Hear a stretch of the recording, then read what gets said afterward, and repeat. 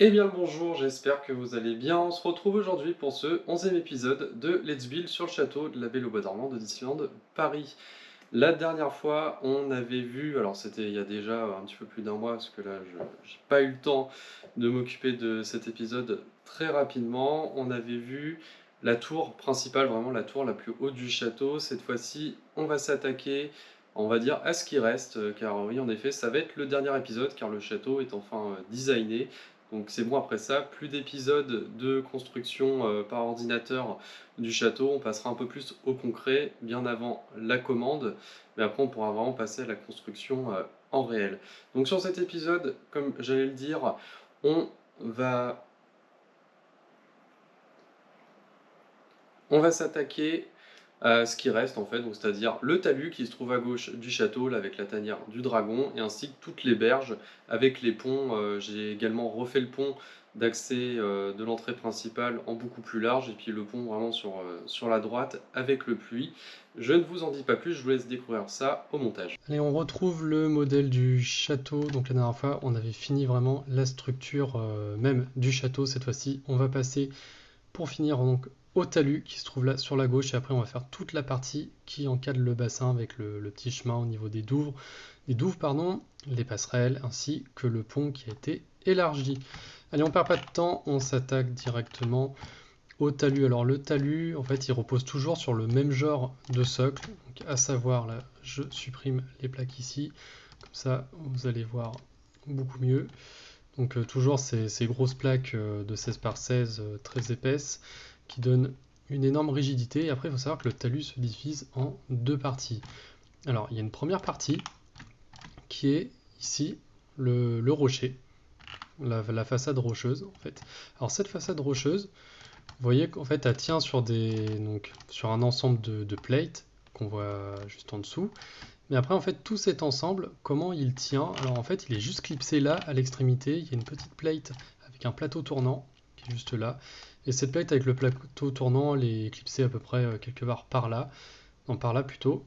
Et après, bah, il y a juste à tourner pour avoir le bon angle. On est à peu près à 45 degrés. Et ça repose après sur des tiles pour être complètement libre. Il y a juste normalement là, quand je vais faire le château pour de vrai, je vais mettre une petite plate ronde avec un petit tenon pour que ça dépasse et pouvoir la clipser comme ça aux deux extrémités, mais sinon elle repose complètement sur les tiles. Alors, la particularité de cette façade rocheuse, en fait, si vous voyez, elle est épaisse d'environ 3 tenons, au moins pour le pan rocheux. En fait, c'est ce qui permet de donner cet aspect si particulier aux roches, qui est quand même assez propre, parce qu'il n'y a pas de tenon qui dépasse, et il y a quand même un aspect assez lisse. Et c'est pour ça qu'en fait, tout en haut de toutes les slopes, bah, j'ai mis des petites slope cheese comme ça, ou des tiles, comme ça, c'est pour pouvoir aucun tenon dépasser. Donc en fait, on a une première, par exemple, une première épaisseur, qui est juste en fait un empilage de. Bah, c'est, en fait, de toute façon, pour tout le mur, c'est comme ça, pour tout le pan rocheux, c'est comme ça. C'est un empilage de briques et de slopes, donc plus ou moins grandes. Là, vous voyez, c'est plutôt des grandes qui font 3 de haut. Donc on a la face de devant qui fait à peu près jusqu'à la moitié, puis après, bah, en fait, plus on va sur les couches derrière, plus ça monte haut. Et le but est de monter un petit peu progressivement et pour faire un beau découpage de la roche. De toute façon, comment dire, la technique se répète un peu partout. Après, il faut juste faire les angles. Au niveau des entrées, je les ai bouchées avec des briques comme ça de 1 par 6 en noir pour vraiment cacher déjà la structure qu'il y aura à l'intérieur avec les piliers. On va voir ça tout à l'heure, et pour faire vraiment caverne noire. Et bon, je vous assure qu'en vrai, l'effet marche très bien. Tant qu'on est aussi sur la face avant, la petite cascade que vous voyez ici, c'est une petite particularité. Là, en fait, c'est des tiles de 1 par 2 en bleu clair transparent. Là, elles sont juste posées, mais après, pour faire vraiment la cascade, ben, j'ai encore utilisé une fois ce genre de brique avec les tenons sur les côtés. Puis comme ça, on peut mettre les tiles de la cascade en snot, comme ça, à la verticale. Et l'effet est très sympa également. Alors, on va revenir sur le panneau rocheux. La petite particularité est que comme vous allez empiler plusieurs briques les unes sur les autres, Mais à un moment, il faut se dire, si toujours avoir la réflexion, qu'est-ce qui va me faire consommer le moins de briques, et surtout aussi au final, qu'est-ce qui va me coûter le moins cher, parce que c'est quand même toujours important d'avoir un œil là-dessus pour pas non plus que le budget explose. Alors là, forcément, là c'était une brique, celle-là j'avais pas besoin qu'elle soit colorée, qu'elle soit grise. Donc on prenait la couleur qu'on voulait. Mais sinon, en fait, vous voyez, la majorité est en light bluish gray. Donc ça, c'est une couleur gris clair qui est plutôt facile à trouver, mais cependant, elle est quand même relativement chère, je trouve, notamment pour tout ce qui est briques, surtout les briques de 1 par 2, 1 par 4, 1 par 6, et mine de rien, il y en a quand même quelques-unes, et celles-là, je trouve qu'elles sont vraiment très très chères sur Bricklink, ces pièces-là. Alors pourtant, il y en a plein. Je pense que c'est peut-être que les vendeurs savent que c'est des pièces où il y a toujours une forte demande, donc ils savent qu'ils peuvent mettre les prix très haut, les gens achèteront, et c'est bien dommage. Mais alors du coup, pour pallier à ça, ce qu'on peut utiliser, c'est des pièces comme ça, des panels. Alors vous voyez là, c'est ce genre de panel, même si il est creux, donc du coup, faut pas les mettre aux extrémités pour pas qu'on voit le creux, mais quand vous les mettez au milieu, bah, en fait là, ça va remplacer par exemple 3 briques de 1 par 4. Et moi j'avais regardé, bah, on est largement rentable, parce que ça coûte carrément moins cher que d'en utiliser 3. Alors il y en a d'autres aussi en plus petits, là, ceux-là ils font 2 de haut et 2 de long. Il y en a même aussi qui font 3 de haut, des comme ça. On peut utiliser aussi les briques comme ça, qui font 5 de haut, voilà, la version avec 2 tenons de longueur. Voilà, faut pas hésiter à utiliser ces pièces comme ça là, un petit peu partout. Là, on peut revoir des panels. Voilà, il y en a un qui fait 3 de haut. Ici, au final, quand même, on s'y retrouve assez facilement. Ensuite, là, la partie qui était un petit peu la plus compliquée là-dessus, c'était le pan de pelouse qui est juste là parce qu'il faut bien essayer de suivre les angles, tout ça. Alors là, comment ça tient en fait, tout simplement avec, comme toujours, un système de charnière pour faire les pentes. C'est le même système que j'ai utilisé pour faire le talus de mon Phantom Manor. Alors, important, là, vous voyez, j'ai mis que là, ça tient qu'avec 2 tenons. En fait, il ne faut pas faire comme ça tient pas assez. Il faut plutôt faire comme là, juste à gauche, c'est-à-dire utiliser plus de pièces. C'est-à-dire là, vous avez votre charnière avec votre pièce avec les crochets, la pièce avec la barre, et ne pas hésiter à doubler, en fait, à rajouter des plates de 2 par 2. Comme ça, au final, vous avez 4 tenons qui sont fixés sur la plaque juste au-dessus et ça tient quand même beaucoup mieux. Et après, sinon, bah, après, on essaie de combler avec des petites plates, des petites pièces, comme ça, pour essayer bah, que les jointures se voient le moins possible. Ce sera jamais parfait de toute façon, mais c'est ça qui est dur, c'est essayer de combler plus ou moins les trous. Puis là, on voit pour l'angle, il y a deux wedge plates qui sont utilisées ici. Ah, et j'avais oublié de mentionner aussi, là pour faire l'angle ici, donc vous voyez c'est un angle à 45 degrés, pareil avec une wedge plate, et il tient ici grâce à une charnière. Donc voilà, là pour le rocher, c'est bon, on va pouvoir quitter voilà, la pièce comme ça, et on va passer au niveau du talus. Alors vous voyez, quand je vous parlais que j'avais bouché les entrées avec des pièces noires, comme là-bas au fond, c'était pour pas voir toute la structure intérieure, même si en vrai ça va être assez sombre. Là, c'est vraiment pour cacher tout ça, parce que là c'est des pièces qu'on ne voit pas, donc on peut les prendre la couleur qu'on veut. Et on voit vraiment, c'est le même système de charnière, je ne vais pas revenir dessus, qui tient tout l'ensemble. Alors, il faut savoir qu'en fait, il y a différents pans de pelouse, là, il y en a un là, un ici. À chaque fois, ils tiennent au niveau de la jointure juste par le haut. Et comme ils ne tombent pas vraiment tout en bas de la structure, mais en fait ils sont juste tout simplement posés comme ça sur la partie, on va dire ça c'est la suite du pan rocheux qui fait le tour comme ça. Donc en fait vous voyez elle repose juste comme ça. Des fois j'ai mis des petites pièces comme ça, des slopes inverted et ça vient comme ça reposer tout simplement dessus. Ça n'a pas besoin de rajouter des piliers intermédiaires, ça fait très bien le taf du moment qu'on n'appuie pas comme un bourrin dessus, ça va pas se casser. Petite particularité, là, c'est par rapport au design du château en lui-même. Chaque pan de pelouse, en fait, est séparé un petit peu par des roches, une ligne de roche assez lisse. Donc là, il y a toujours un travail avec les slope cheese, les tiles, pour rendre tout ça le plus lisse possible. Et elles n'ont pas vous voyez aussi, les pans n'ont pas la même hauteur, et c'est pour ça qu'on a ce petit dénivelé qui est délimité avec la roche ici. Ensuite, pour faire les arbres, alors là, bon, vous voyez, c'est des briques pour donner l'aspect carré des arbres. Et après, juste pour essayer de qu'ils soient droits, parce que si vous les clipsez direct sur la pente, et ben en fait, ils vont avoir l'inclinaison de la pente, donc il faut juste utiliser un petit système de charnière comme ça. et ça se remet à peu près droit. Alors là, je l'ai mis à l'envers, mais il faut plutôt mettre cette pièce-là sur le dessus, et après, celle-là, voilà, vous la mettez comme ça. Des fois, il faut juste rajouter une petite pièce, alors voici, une petite pièce en dessous pour le maintenir droit, et sinon, ça fait très bien le taf. Voilà, on a fini avec cette partie-là. On peut supprimer, on va passer à la suite. Donc là, on a cette première passerelle. Alors là, pareil, il n'y a rien de foufou au niveau des techniques. On va voir directement dessous comment c'est fait. Alors, en fait, il faut savoir que la passerelle, elle tient juste au niveau de l'extrémité. Ici, elle est clipsée à cet endroit-là. Et après, toute la partie, tout le reste est libre et repose directement sur les tiles. Ça permet en fait, quand vous faites des angles, des fois, avec les angles et tout, les tenons ne correspondent pas forcément. Et au moins, vous avez juste à fixer à la base. Après, vous en fichez si les tenons ne correspondent pas avec la base. C'est pas un souci, ça tient très bien. Donc là, en fait, on a un premier angle. C'est exactement fait comme le panneau rocheux qu'on a vu tout à l'heure avec la charnière, la wedge plate. Et après, bah, le pont, en fait, c'est juste des arches, des plates.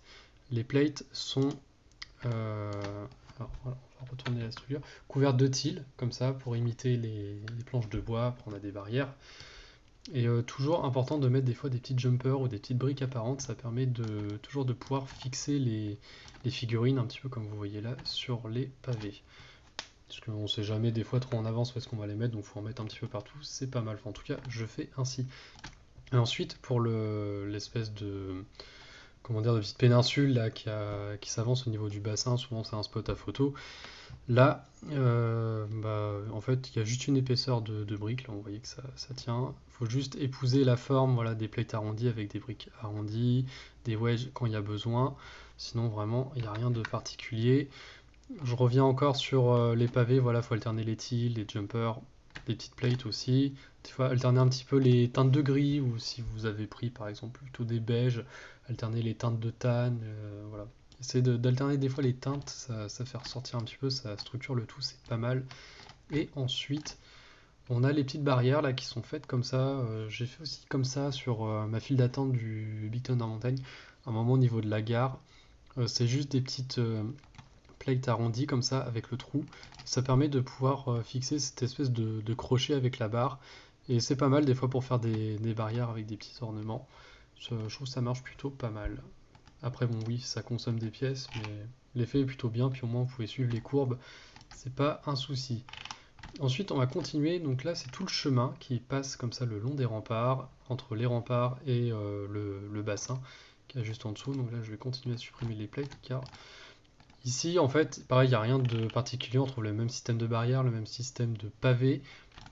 C'est juste qu'en fait, là, comme vous avez une base qui est faite avec ces grosses plaques noires, donc on a une base qui est carrée. Et là, vous voyez, en fait, il y a quand même des angles un peu faits avec des... Et en fait, c'est fait avec des plaques wedge. Donc voilà, là, on voit par en dessous comme ça pour essayer de varier un petit peu les formes. Donc c'est comme la technique qu'on a vue précédemment pour l'espèce de petite péninsule. Il y a juste une brique de hauteur. Après, on met les plaques, mais au moins, voilà, ça permet d'adoucir un petit peu les angles, on va dire comme ça. Donc là, c'est comme ça jusqu'au bout, et là on arrive à cette seconde passerelle, donc avec un puits qui est attenant. Alors je crois que pour au niveau de la référence, je me demande si c'est pas le puits qu'on voit dans Blanche-Neige, ce serait peut-être à confirmer. Enfin bon bref, au pire c'est pas très important. Donc là pareil, le pont, il tient juste au niveau de cette charnière là, et après il est complètement libre sur les tiles ici qui représentent l'eau, comme le pont précédent.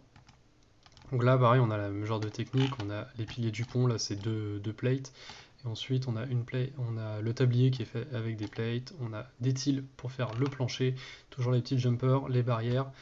Au niveau du puits, là pareil, bon, c'est la même structure qu'on a vu tout à l'heure. On va dire c'est juste le puits en particulier, il est fait comme ça avec des briques rondes. Et après c'est plus la toiture qui est peut-être un poil plus complexe. Alors on a une plate ronde comme ça, qui vient se mettre ici, sur le jumper qu'il y a là. Et en fait, dans le jumper, il y a une pièce comme ça, qui est comme le tenon du jumper est creux, bah, la barre comme ça, elle rentre. Et cette barre, après, elle vient traverser la plate ronde qui est ici. Sur cette même plate ronde, là vous voyez, en fait, j'avais fixé les petites slopes ici. Et après, comme il faut que bah, la toiture devienne de plus en plus étroite, Là, c'est un petit peu compliqué. Et en fait, pourquoi j'ai utilisé cette barre, c'est que ça me permettait d'insérer dans la barre cette pièce-là, en fait, parce qu'il y a un trou sur le dessus, donc la barre peut la traverser de part en part. Et comme il y a une petite résistance, bah, vous pouvez l'enfoncer un peu comme vous voulez, choisir votre niveau. Et ça tient, après, ça tient tout seul, comme il y a une petite résistance, c'est comme ça. Moi, j'ai juste à choisir le niveau, juste au-dessus des tiles, des slopes comme ça. Et après, j'ai plus qu'à remettre mes slopes, c'est un peu comme on a sur les toitures du château. Le petit cône qui va bien au-dessus, et voilà pour le puits. Mis à part ça, il n'y avait rien de foufou au niveau des techniques. Ouais, j'ai réutilisé ce que j'ai vu ici. Et on va enfin terminer avec le pont. Alors le pont, si vous en souvenez, dans les premiers épisodes, j'avais dit, ouais, le pont, on verra ça à la fin, parce qu'il fallait que je le refasse. C'est pas qu'il avait la mauvaise forme, mais il était disproportionné par rapport au château. En fait, je crois qu'il faisait 8 tenons de large, et là, vous voyez, il y a 2, 4, 6, 8, 10, plus 12 avec les barrières. Voilà, je crois que je l'avais élargi de 4 tenons en tout, parce que j'avais agrandi l'entrée, tout ça, donc c'est quand même beaucoup mieux. Alors le pont, pareil, il repose juste sur le banc de tenon là qui dépasse au bord de la plaque ici, et après il est complètement libre et posé sur l'étile ici. Et alors le pont sinon en lui-même il est alors je sais pas pourquoi il est penché comme ça là. Bon, bref, ah oui, il va se mettre bien, non je sais pas pourquoi il veut pas, c'est embêtant ça, pourquoi il veut pas se mettre droit, voilà. Le pont en lui-même il est composé de en deux parties. On va dire que vous avez le tablier au-dessus, donc là, vous voyez avec tout le tablier, là c'est la succession de plaques comme ça qui sont légèrement inclinées en pente douce. Et ensuite, après, vous avez les arches sur lesquelles ça repose. Alors, on va commencer par en bas. Donc ça, c'est la partie qui est fixée directement aux plaques du château, donc qui est parallèle au château. Et après, vous voyez en fait, le pont, il y a un angle. Donc, pour faire cet angle, en fait, j'ai épousé la forme des wedges, comme plate que j'ai mis ici. Et après, là, la difficulté, c'est qu'il fallait à un moment mettre une charnière pour faire l'inclinaison du tablier. Alors la charnière, en fait, elle est juste, voilà, elle est juste là. Et comme aussi, comment dire, par rapport à cette partie-là, ici, donc comme on a l'angle, et que là c'est la partie qui est fixée, bah, j'ai dû, pour rattraper l'angle, mettre une plaque avec la petite plateforme tournante pour pouvoir faire l'angle et que ça fit parfaitement. Donc là aussi on voit, je vous avais pas montré sur le pont précédent, mais il y a au niveau des, comment dire, des arches, tout ça, pour que ça fasse bien la jointure avec les angles, on peut utiliser un système comme ça en snot. Là vous voyez avec la barre comme ça. Et après on met soit des tilts, soit des slopes. Et vous voyez comme ça permet d'épouser parfaitement l'angle et essayer d'avoir une jointure quasi parfaite. Donc ensuite, voilà, il y a une succession d'arches jusqu'à une première plateforme, etc. Et là, alors le tablier en soi, il n'y a rien de spécial, c'est pareil, une succession de plates, des barrières, des tilts pour faire les pavés, tout ça. Mais c'est là pour faire la jointure qu'il y a ici, parce qu'en fait, il y a les slopes comme ça, il n'y avait pas de slope avec une pente assez douce pour essayer de combler le jour là que vous voyez ici. Donc ce que j'ai fait, c'est que j'ai carrément mis les pièces comme ça, voilà, là vous voyez ici, à l'intérieur. Comme ça me permet de, on va dire, de masquer un petit peu le truc, la jointure. Donc ça fait quand même une cavité, mais ça évite qu'il y ait un gros jour. Et on va dire, bon, c'est... Voilà, on peut faire comme ça, là vous voyez, là, au début on a des briques parce que c'est beaucoup plus haut, puis après quand c'est beaucoup plus bas, là je pouvais plus mettre de tiles au-dessus des arches parce que sinon ça passait pas avec le tablier, donc je suis passé à l'intérieur et j'ai mis une plate comme ça à l'intérieur.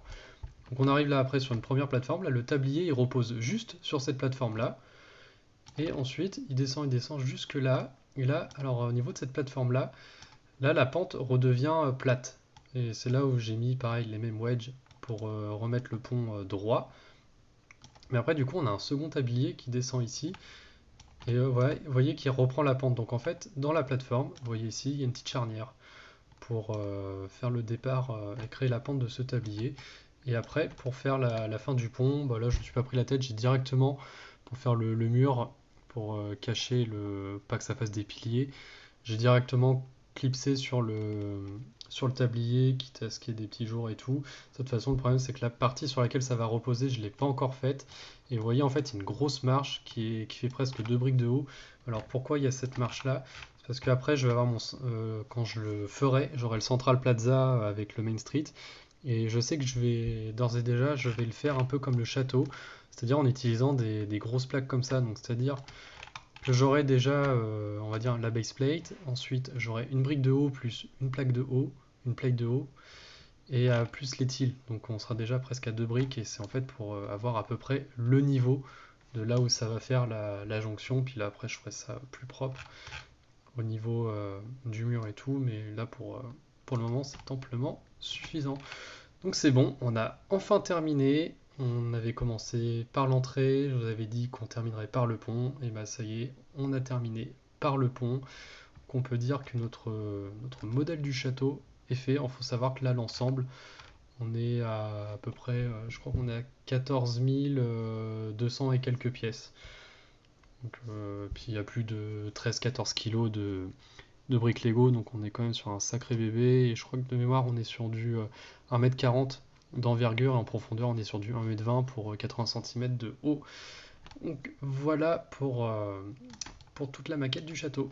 Et voilà, ce dernier épisode est désormais terminé. En tout cas, j'espère que ça vous aura plu. J'espère également que cette série de 11 vidéos, même si ça a peut-être été un peu long, vous aura également plu et ça vous aura permis de voir un petit peu comment je bosse sur le logiciel studio quand je design un mock avant de le recréer en vrai. Que ça vous aura aidé également peut-être à mettre la lumière sur certaines techniques, à vous dire ah bah pour faire ça il a fait comme ça, on peut faire comme ça, mais on peut peut-être faire également autrement. De toute façon, à chaque fois, il y a énormément de techniques possibles pour faire la même chose. Donc sur la prochaine vidéo, on passera un petit peu plus au concret. On passera, avant de faire la vidéo vraiment montage du château, en vrai, on passera vraiment sur la commande pour que je vous explique un petit peu comment j'ai procédé pour me fournir les pièces. Alors là, il faut savoir actuellement, je n'ai pas encore toutes les pièces, il m'en manque quelques-unes. Ça traîne un petit peu sur la fin, mais bon, je vous raconterai tout ça dans la prochaine vidéo. En tout cas, comme d'habitude, si ça vous a plu, n'hésitez pas à liker cette vidéo, la partager. Vous pouvez également suivre mes réseaux sociaux, je vous mets tous les liens en bas à gauche et également dans la description. N'hésitez pas également à vous abonner à la chaîne pour ne manquer aucune vidéo. Et en attendant la prochaine, passez un bon dimanche, passez une excellente semaine également, et je vous dis salut!